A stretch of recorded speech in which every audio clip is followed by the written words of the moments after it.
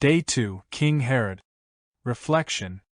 I love Christmas, but I don't know anyone who gets as excited about Christmas as my husband. He starts the countdown for next year on December 26.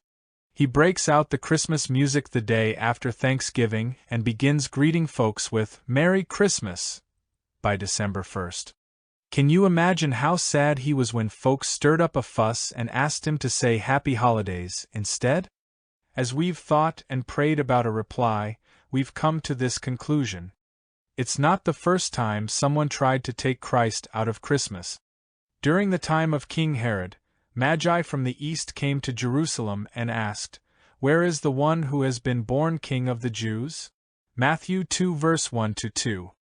Herod was a cruel and maniacal king, appointed by Rome to rule over Judea at the time of Jesus' birth. He was a great builder, restoring Jerusalem's temple, constructing palaces, and adorning Judean cities to match the lavish splendor of Rome. But building talents couldn't save Herod from himself. Suspicion and paranoia haunted him.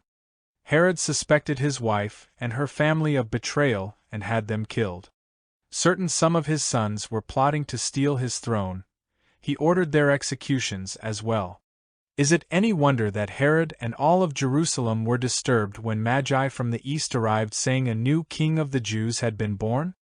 Herod's role in the Christmas story can be found in Matthew 2 verse 1-18.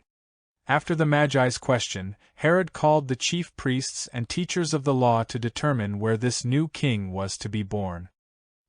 He secretly asked the Magi when they first saw the star and then sent them to Bethlehem, asking them to report back to him when they returned. The Magi needed no direction from Herod.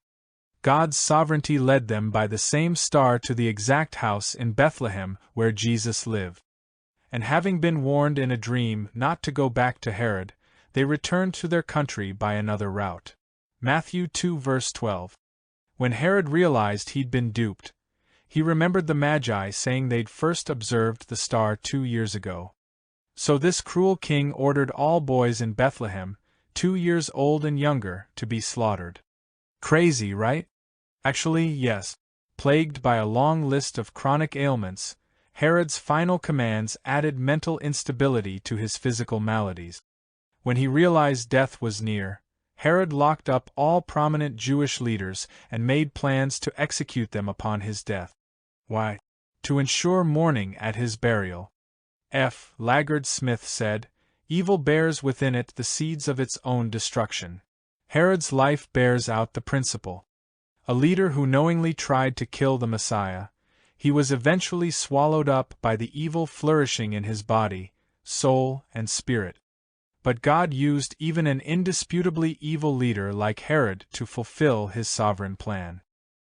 He, Joseph, got up, took the child and his mother during the night and left for Egypt, where he stayed until the death of Herod.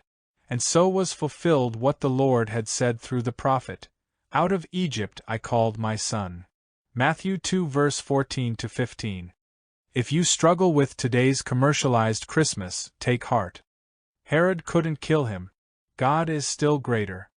And his good plans prevail. God wins. Pray. Heavenly Father, thank you for showing us this example of your absolute authority over evil. Though each of us has freedom to choose evil over good, we trust your sovereign plan to save and bless your people. Thank you for Jesus' birth, for protecting him from Herod, and for his death and resurrection, so we can live with you forever.